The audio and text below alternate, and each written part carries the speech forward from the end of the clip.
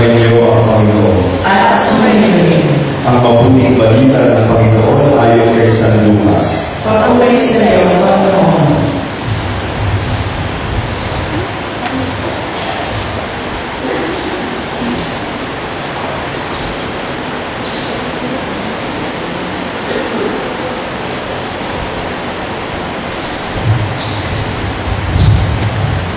Noong panahong iyon, ipinahayag ni Maria ang awit na ito.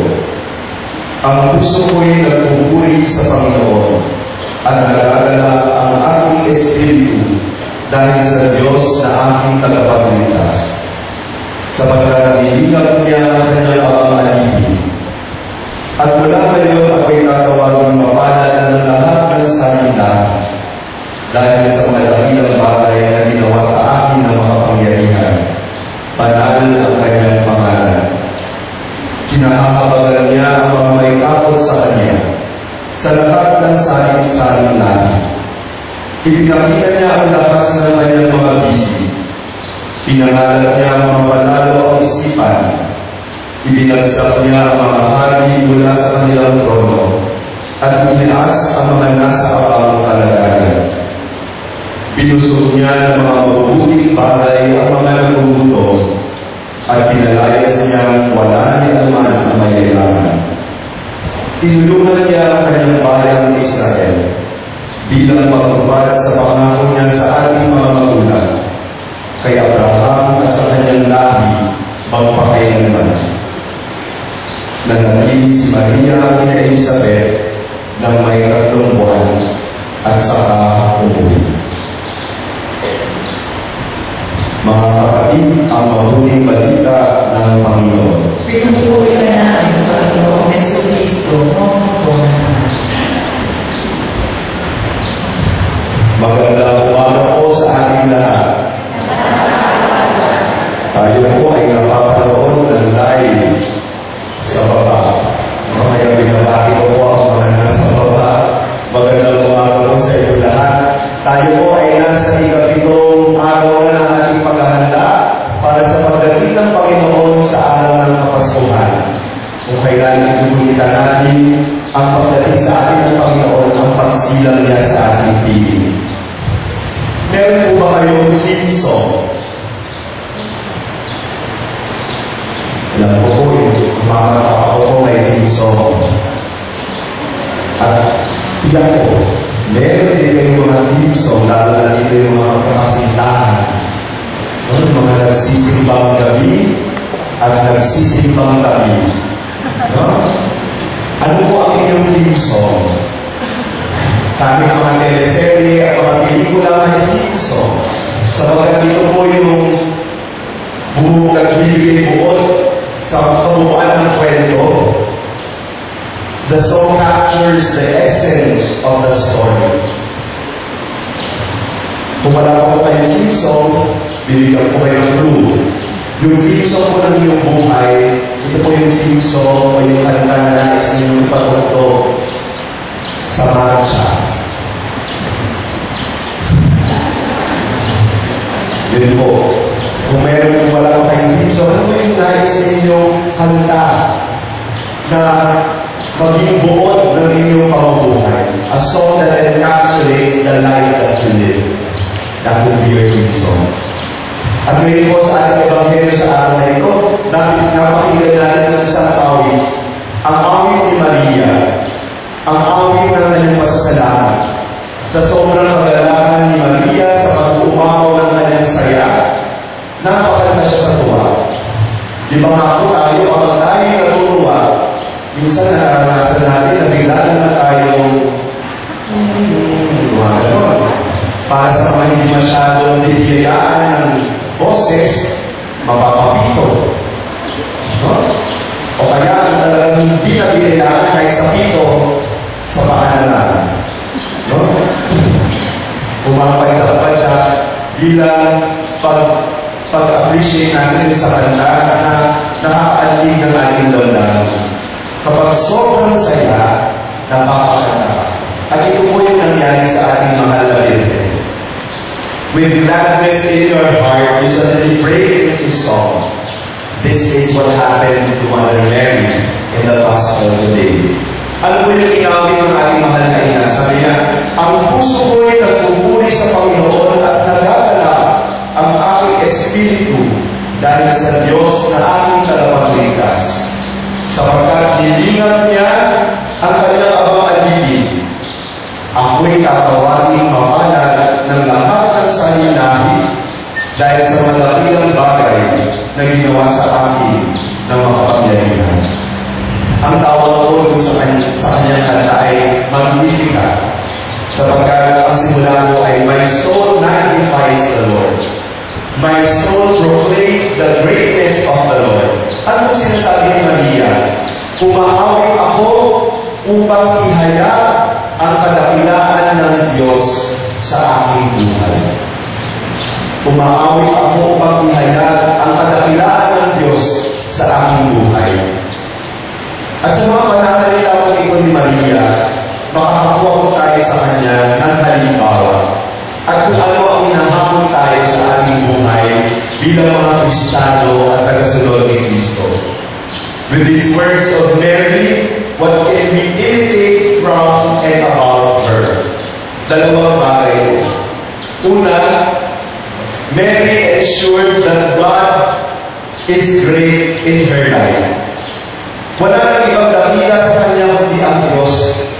Kaya po sa Ebanghelyo sinabi ni Maria, ako'y tatawagin mapalad ng lahat ng sahing lahi. Nang sinabi ito ni Maria, hindi po ito magmamayabang na you should call me blessed because I am the mother of God. Hindi po. Sinabi ng mahal na Birheng Maria na tatawagin siya mapalad ng sahing lahi sapagkat sa pamamagitan ng aking buhay, makikita ng maraming tao kung gaano kadakila ang Diyos.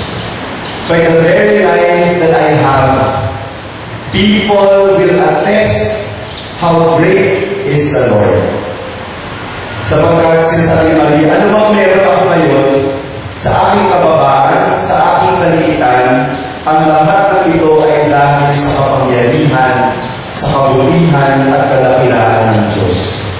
Sapagkat sa Ebanghelyo ko kahapon sa balita kay Elizabeth at kahit sa isang araw pa sa balita kay Zacharias sa mga anak sa Elizabeth at kay Maria, ano sabi? Sapagkat walang hindi mapangyayari sa Diyos. Nothing is impossible with God.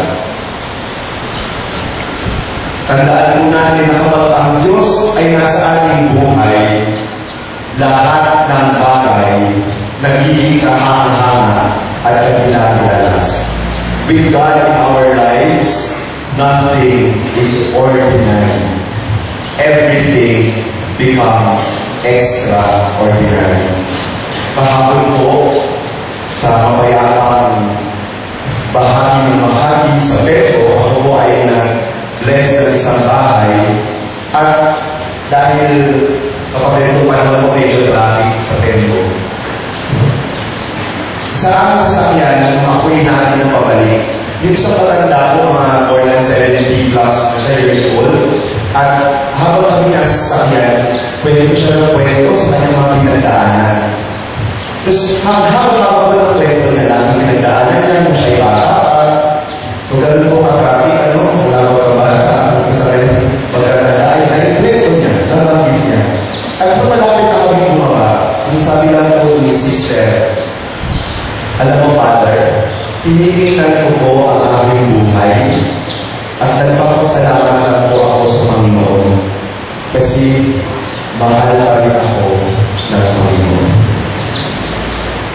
Ang daming pinagdaanan ng matandang ito, yung kahirapan nila sa buhay, no? Pero sa kabila ng lahat ng ito, sinasabi niya, mahal pa rin ako ng Panginoon. Ang una pong hamon sa atin ng Magnificat ng Ebanghelyo sa araw na ito ay makita ang kadakilaan ng Diyos sa ating buhay. To see that God is at work in my life. Kaya po sa ating ikapitong araw ng paghahanda sa pagdating ng Panginoon, magandang tingnan at sinasabi ng ating buhay, tanungin ang ating sarili. Nakikita ko ba ang pagkilos ng Diyos sa aking sariling kwento? Nakikita ko ba ang pagkilos ng Diyos sa aking sariling kwento? Paano kumikilos at gumagalaw ang Diyos sa aking buhay? At alam ko, mayroon kayo mga isasagot dito.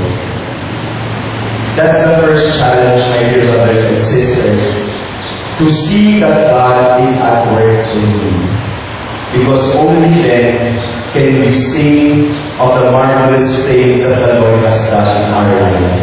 When we are able to see how good the Lord is in our life. Pangalawa, Mary was at home with God's Word. Unang-una, sapagkat ang mahal na Birheng Maria mismo ang magdadala sa kanyang sinapupunan ng salita. Diba sabi nga, and the Word was made flesh. Sinabi natin kanina sa Angelus. The Word was made flesh, and it was through the womb of the Virgin Mary that it first came to be flesh. Kaya kung masasabi natin that Mary was at home with the Word of God. Palagay ang mahal na Birheng Maria sa salita ng Diyos. Nananahan si Maria sa salita ng Diyos. At nananahan kay Maria ang salita ng Diyos.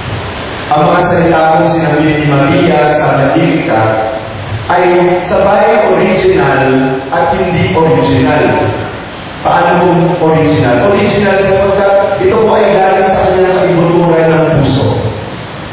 Kung sino mang tao sobrang saya will automatically exclaim the words that Mary uttered. Sa sobrang paglalakad, talagang bukal sa kanyang kalooban ng mga salitang ito.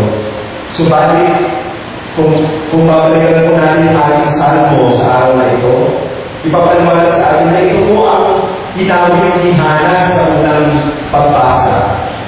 Kasi po si Hana, kung nangyari kay Hana, matagal na siyang gustong magkaanak at hindi siya binibigyan ng anak. Alam niyo po, magsimula nung ako naging seminarista at ngayon ako'y pari na, ang dami ko pong kaibigan na humihingi ng prayers. At ano po yung kanilang hinihingi? Na sana sila ay magkaanak. Hindi ko alam kung may kinalaman ako doon na hindi sila magkaanak. Ano po? Dami ko po talagang kaibigan na hindi pa binibigyan ng Diyos na magkaanak. Sapagkat kahit po sa lumang lipan, yung mga mag-asawang wala anak, wala na yung babae, tinitingnan sila yung mga maliliit. No? Kawawa. Kaya si Hana ay patuloy na nananalangin. Hindi siya nanghingi sa Panginoon at pinakinggan siya. Ito po yung narinig natin sa unang pagbasa. Ang mahal na ina, dahil sa ipalagay sa salita ng Diyos, naging madali sa kanya na hamunin ang mga salitang ito mula sa lumang tipan at sabihin niya ito sa kanyang paglalakad. The challenge to us, my dear brothers and sisters, is also to be at home with the Word of God. Yung manahan sa atin ang salita ng Diyos. May isa pong pari na nagkwento sa akin, sa kanyang parokya, hindi na itatago na lamang, hindi po sa Sebo, no? Hindi rin po sa Pebo, sa isang parokya. May isa pong pamisyoner na lumapit sa kanya. Pagkatapos ng misa, sabi kay Father, you know, Father, your homily, I don't think it is effective. So, kailangan ito na pamisyoner. Bakit naman po, sabi ni Father? Father, kung grammar, sabi, yung pinignan pala ni sister ay yung grammar ni Father.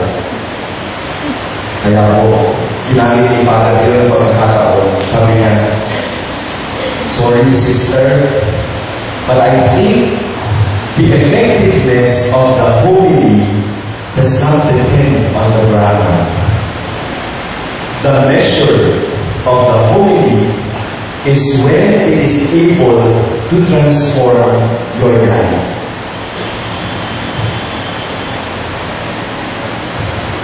Amen, sister. I think it is true. The effectiveness of the homily or the word that we hear is if it is able to transform our lives. Alam mo, araw-araw tayo nagsisimbang gabi. Ikapitong araw na ito. Linggo-linggo din tayo nagsisimba at nakikinig sa salita ng Diyos. Ang dami na natin narinig mula sa paring maliit o mula sa paring maliit. Ang dami na natin narinig iba't ibang paring.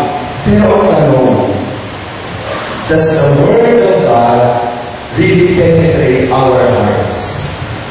Is it able to transform our lives? O baka naman, pagkatapos ng misa, magagamitin pa rin ako. Pagkatapos ng misa, nahanapan pa rin ako ng sungit at katabayan. Pagkatapos ng misa, mahalay pa rin ang isip ko. O pagkatapos ng misa, chismosa pa rin ako. At wala na akong nakita maganda sa kapwa ko. Mapanlait pa rin ako. Matigas pa rin ang ulo ko at pasawayan. Nagsisinungaling pa rin ako at nanloloko, nanlalaman sa kapwa.